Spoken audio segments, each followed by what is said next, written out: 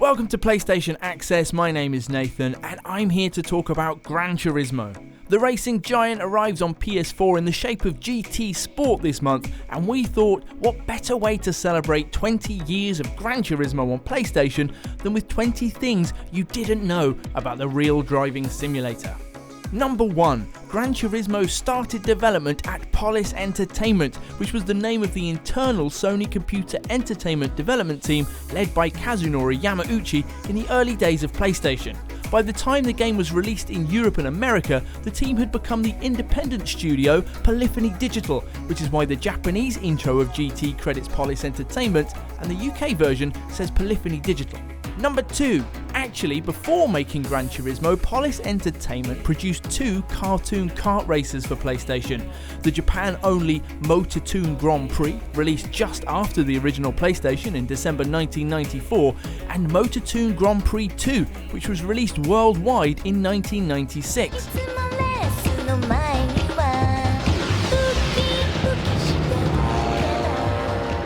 Kazunori Yamauchi says the team hid Gran Turismo within the earlier games, testing the concepts and technology that would provide the platform for Gran Turismo. This is more than just talk. Once you've completed the second Motortoon Grand Prix, an option opens up to replace the cartoon cars with more realistic models. Number 3. During the development of Gran Turismo, the small team worked unusually long hours. In a behind-the-scenes feature made at the time, Yamauchi says he goes home about twice a week, and there was usually someone asleep under a desk somewhere in the office at any given moment. Number 4. From the beginning, Nissan's SKYLINE R32 GT-R was Gran Turismo's signature car. It was also one of the first cars Yamauchi ever owned. He bought it using a loan after he left college, but lost it when he went into a tailspin while taking a corner at 200 km per hour.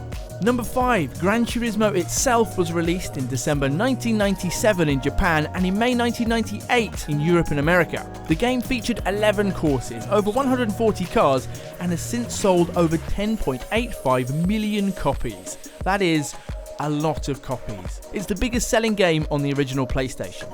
Number 6, and do you know what the second biggest selling game was on the original PlayStation? It was Final Fantasy VII. But the third was Gran Turismo 2, which Polyphony Digital released 2 years after the first game in December 1999, and which sold 9.37 million copies. This time, it featured nearly 650 cars, including a more global lineup of manufacturers and dirt tracks for the first time. It was great. Number 7. Gran Turismo 2 came on 2 discs, with arcade mode on one and the GT simulation mode on the other. The second disc had a scratch and sniff feature. It was designed to smell like a pit lane when activated. Number 8. The growing popularity of Gran Turismo in the huge auto scene of the 1990s brought Japanese cars to a worldwide audience. In this age before Wikipedia, Gran Turismo was described as like a catalogue of awesome cars, lots of them unavailable outside of Japan, and eventually had an impact on decisions to bring cars to the American market, like the Subaru WRX and the Mitsubishi Lancer Evolution. Number 9. In the early days of Gran Turismo, as well as doing their own photography and using plans and colour samples from manufacturers, the development team would also use model miniatures of cars to help them build their virtual counterparts. They're still on display at the studio. Number 10. Gran Turismo 3 v.spec was released for the PlayStation 2 in April 2001. It included night stages, different weather conditions, and vastly more detailed vehicle models. It ended up selling 14.89 million copies, second in the all-time PS2 list behind only GTA Vice City. Number 11. Speaking of those detailed car models, to get a sense of the work involved, consider that the original GT's cars consisted of around 300 polygons, while Gran Turismo 3's jumped to 4,000. And spoilers, in Gran Turismo 5, this figure went up to 500,000. During the release of GT3, Kazunori Yamauchi said he hoped players would feel like they were receiving a precious gift every time they unlocked a new car. You can see why. Number 12. Kazunori Yamauchi attended the driving school of racing driver Takashi Ohi while the first game was in development. I have a driving school, and Yamauchi-san was one of my students. I didn't know he was the producer of Gran Turismo. The things he was learning in my school, he put into the game's driving license test. How to accelerate, how to brake, how to turn the corner. Number 13, the idea of a driving school clearly stuck with Yamauchi. GT4 Prologue, released in December 2003, was positioned as an advanced skills school designed to prepare players for the upcoming release of Gran Turismo 4. It's an idea that's also at the heart of GT Sport and its campaign mode that pushes players towards an eventual FIA-affiliated driving license. Number 14, Gran Turismo 4 itself was released in December 2004. It had an enormous lineup of cars, over 700, and introduced the series' race management v.spec mode, as well as the series' first ever photo mode. It went on to sell 11.76 million copies. Number 15, to celebrate the launch of GT4, Polyphony Digital collaborated with Nike on a special edition of the game, limited to 1,000 copies, which came in a collector's case with a pair of GT-branded Nike shocks. Inside there was also a Nike t-shirt with a pattern which, when shown to an iToy connected to PS2, would unlock a specially designed concept car, the Nike One, in the game.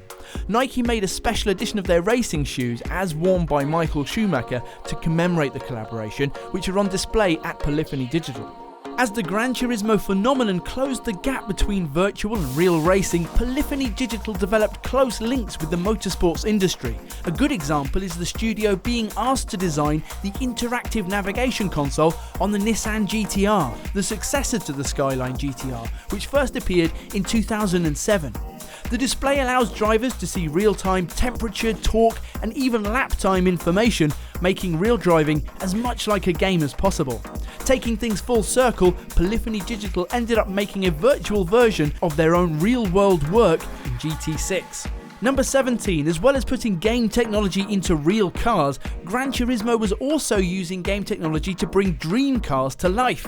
After the release of Gran Turismo Concept in 2002, which allowed players to drive speculative designs of futuristic cars from motor shows around the world, Gran Turismo 6 celebrated the series' 15-year anniversary with Vision GT, an open invitation to the world's top manufacturers to design their ideal grand touring car, which then became drivable in the game.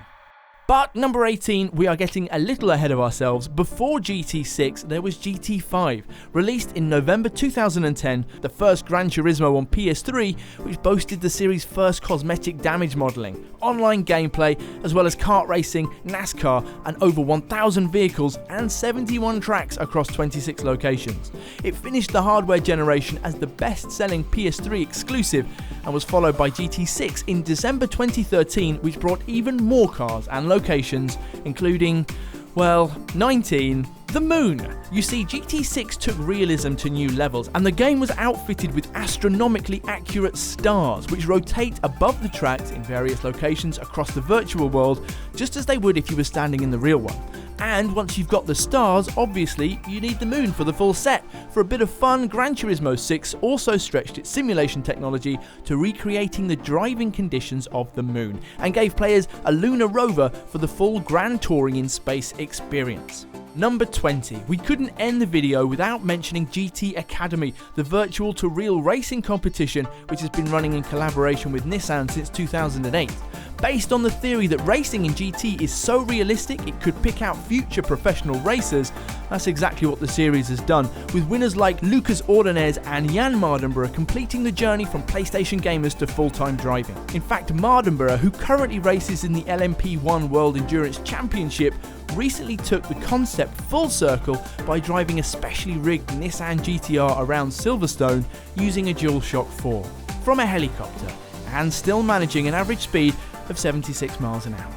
And that's our list of 20 facts about Gran Turismo to celebrate 20 years of the series, which will close with this comparison of Kazunori Yamauchi's workspace at the beginning of this journey and how it stands now on the eve of his latest release.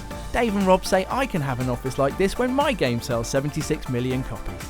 Thanks for watching. Let us know your favourite facts or even memories about the Gran Turismo series in the comments. Please do give this video a like if you enjoyed it, and subscribe to PlayStation Access for loads more from Gran Turismo and everything PlayStation.